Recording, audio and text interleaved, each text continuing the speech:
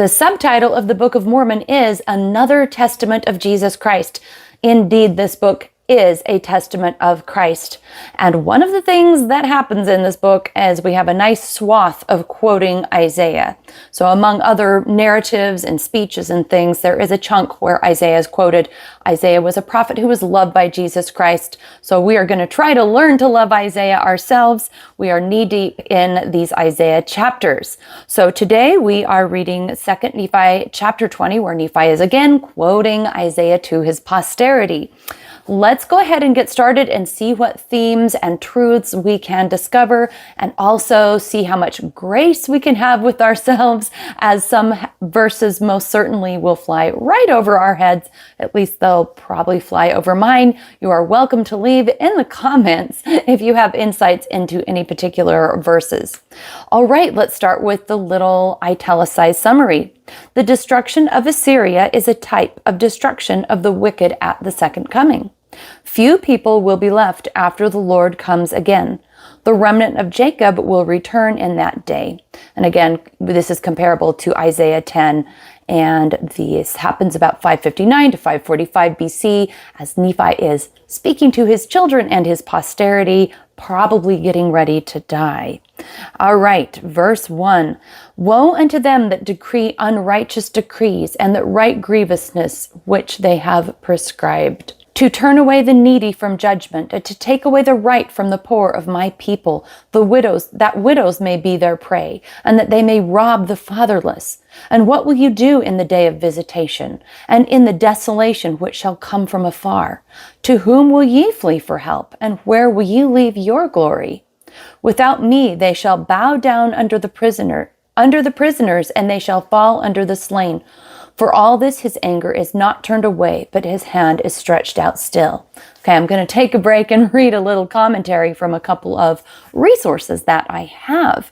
This first one from Grant Hardy, he says that the oppression of the poor, widows, and orphans was an especially grievous sin, meriting God's withdrawal of divine protection. Some scholars believe that this woe pronouncement was originally conjoined to the 6 woes of Isaiah.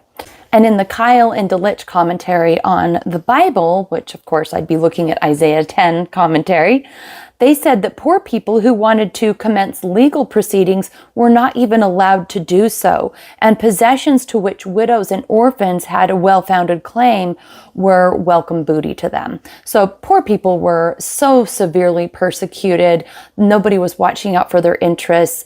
Everyone was just kind of kicking them around. And if anything, Jesus Christ and the gospel is all about making sure that we are so ethical in our dealings with anyone who has less, and that we are free with our substance, generous and giving, and trying to create institutions and systems that can help elevate the people around us so that everyone can have bounteous and enough and to spare. Okay, another little commentary here is on verse 3, where it says, where will you leave your glory? That the glory in this case is ill-gotten wealth. So where are you going to deposit your ill-gotten wealth as you're running for safety? A very good question. So in Kyle and DeLitch's commentary says, where, into whose hand will you deposit all this money and possessions? No one would relieve them of their wealth and hold it as a deposit. It was just irrecoverably lost. So a really good lesson that if you put your faith in money, if you're trying to grab it, keep it, collect it, and make that your identity and your source of power, just realize God, at the stroke of, his hand, he can cause all kinds of calamities, and we don't have control over our own lives to some degree, over the winds that blow. So it's better to, instead of putting faith in our money and in our grabbing at power, to remember always to live the Christ-like attributes, being generous, kind, loving, charitable, hardworking, patient, all of the things, right? Because in the day that you have to flee and leave your money in a safety deposit box, it may not be there to save you, but God will be. So there we go. All right, verse 5. O Assyrian, the rod of mine anger, the staff in their hand is their indignation. I will send him against a hypocritical nation, and against the people of my wrath will I give him a charge to take the spoil, and to take the prey, and to tread down them like the mire of the streets. So the hypocritical and godless people being trod down, I suppose. Howbeit he meaneth not so, neither doth his heart think so. But in his heart it is to destroy and cut off nations, not a few. For he saith, are not my princes altogether kings? Is not Calno as Charmish? Is not Hamath as Arpad? Is not Samaria as Damascus?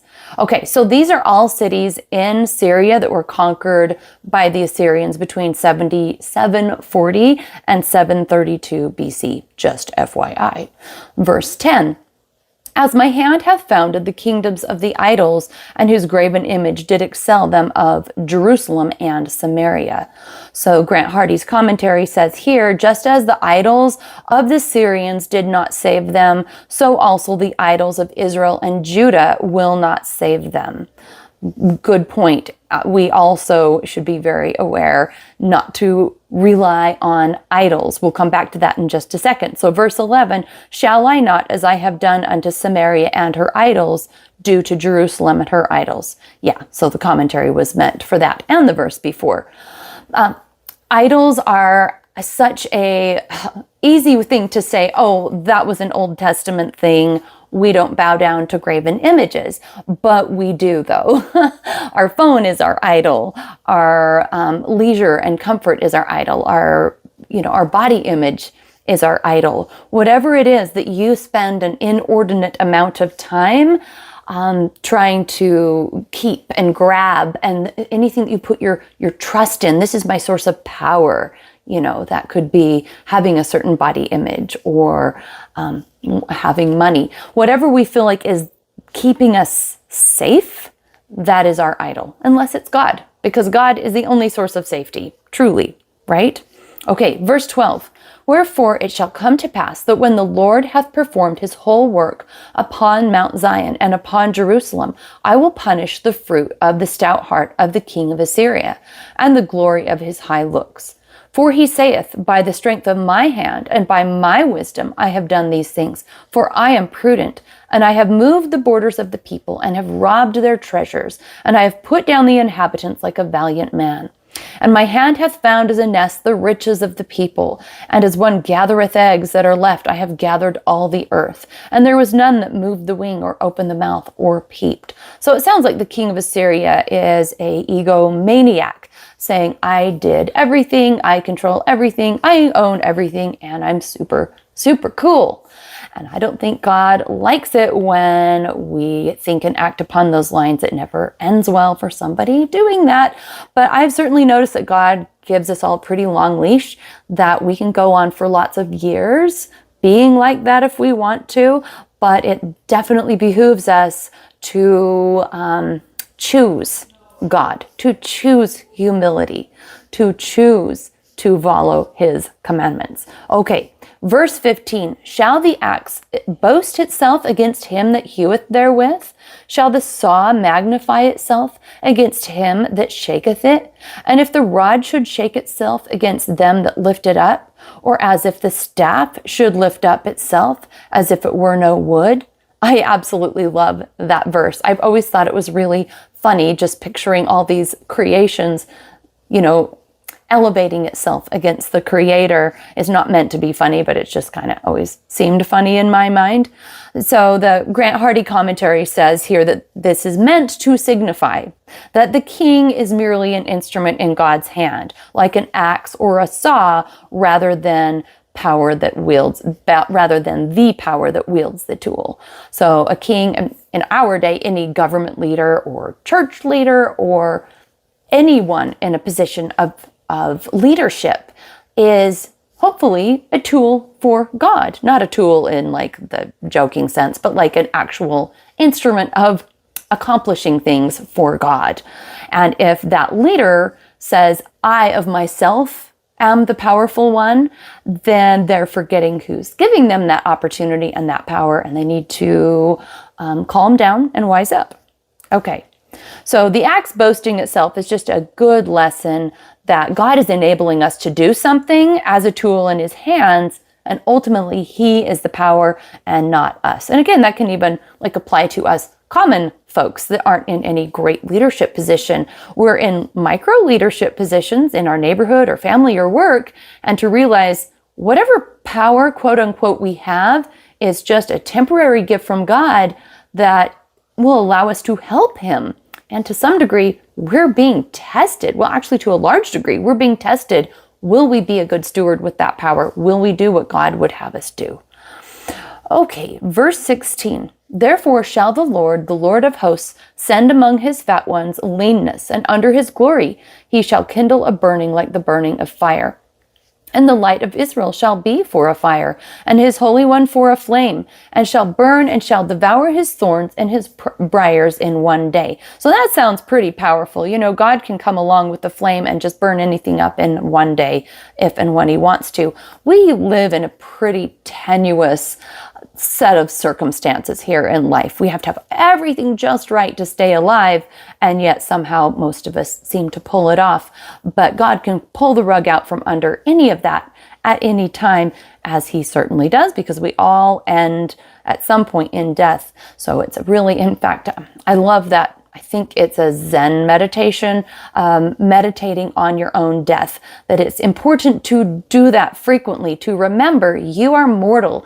God can snuff your life out at any time or take away all of the things that you have. But I don't know that that's the Zen angle. But the Zen angle is that you're mortal, you're going to die. So you need to live in conscious, constant awareness of your own frailty and the fact that the end is, you know, it's either sooner or later, but it's coming. Verse 18, and shall consume the glory of his forest and of his fruitful field, both soul and body, and they shall be as when a standard bearer fainteth. And I have no great wisdom to throw upon that, so we're just going to keep going on. And the rest of the trees of his forest shall be few, that a child may write them. And it shall come to pass that in that day the remnant of Israel, and such as are escaped of the house of Jacob, shall no more again stay upon him that smote him, but they shall stay upon the Lord, the Holy One of Israel, in truth. The remnant shall return, yea, even the remnant of Jacob, unto the mighty God. For though thy people Israel be as sand of the sea, yet a remnant of them shall return. The consumption decreed shall overflow with righteousness. Okay, so the surviving Israelites will no longer rely on political powers that have devastated them, but on the Lord as they return to their lands. And it certainly sounds like they will be few in number. So, okay. For the Lord God of hosts shall make a consumption, even determined in all the land. And therefore thus saith the Lord God of hosts, O my people that dwellest in Zion, be not afraid of the Assyrian. He shall smite thee with a rod, and shall lift up his staff against thee after the manner of Egypt. For yet a very little while, and the indignation shall cease, and mine anger in their destruction. And the Lord of hosts shall stir up a scourge for him according to the slaughter of Midian at the rock of Oreb, and as his rod was upon the sea, so shall he lift it up after the manner of Egypt. And it shall come to pass in that day that his burden shall be taken away from off thy shoulder, and his yoke from off thy neck, and the yoke shall be destroyed because of the anointing. So we'll pause here, and this last few verses, it's talking about the people of Israel being like, or maybe it's not the people of Israel, my people that dwell in Zion, don't be afraid of the Assyrians. So kind of comparing them to the people in bondage, the Israelites back in bondage in Egypt. Don't be afraid of the Assyrians, because just like my people were delivered from the Egyptian enslavement, you will be delivered as well. You know, the people who wield power over you, the Assyrians, will have power for a time, but not forever. I know what I'm doing, right? And I think that's just a constant pattern that we keep in mind in the gospel, is that Jesus Christ and God will eventually prevail, but they're giving us a pretty long leash to struggle and to prove ourselves. But in the end, if we're on their side, we will prevail as well. He is come to Aiath, he is passed to Migron at Mishmash, he hath laid up his carriages. Okay, cool. They are gone over the passage. They have taken up their lodging at Geba. Ramoth is afraid. Gibeah of Saul is fled. Lift up the voice, O daughter of Galim. Cause it to be heard, O Laish, O poor Anathoth. Oh, goodness, all these names. Madmenah is removed. The inhabitants of Gebin gather themselves to flee. Honestly, I have nothing to add there, so we'll just keep going on. As yet shall he remain at Nob that day. He shall shake his hand against the mount of the daughter of Zion, the hill of Jerusalem. Behold, the Lord of hosts, shall lop the bough of terror, and the high ones of stature shall be hewn down, and the haughty shall be humbled. And he shall cut down the thickets of the forests with iron, and Lebanon shall fall by a mighty one. All right, so that's the end, but I'll back up to that second to last verse, that the Lord of hosts shall lop the bough with terror, and the high ones of stature shall be hewn down, and the haughty shall be humbled. That is an ongoing theme in all of Scripture, and specifically in Isaiah, that those who are self-elevating will be humbled, that those who are flagrantly denying God will someday admit God, right? So the takeaway, as always, is it's better to be found on God's side now than to be compelled to admit God and his sovereignty later, right? Okay, so I hope that we can, as difficult as these chapters are, find some kind of application in our lives. I think for me, it's just honestly a reminder, a deep, solid, constant reminder to be humble and teachable, and to keep the commandments of God, and to honor Christ, to try to emulate him, because that is truly where safety lies. People's approval and money and popularity, whatever it is that gives you temporary power in this earth, it will fail. It will come to nothing eventually. But the Christ-like attributes, following Jesus Christ, that will never fail you. So I think that is a pretty solid takeaway. Thanks so much, everybody, and I'll see you next time.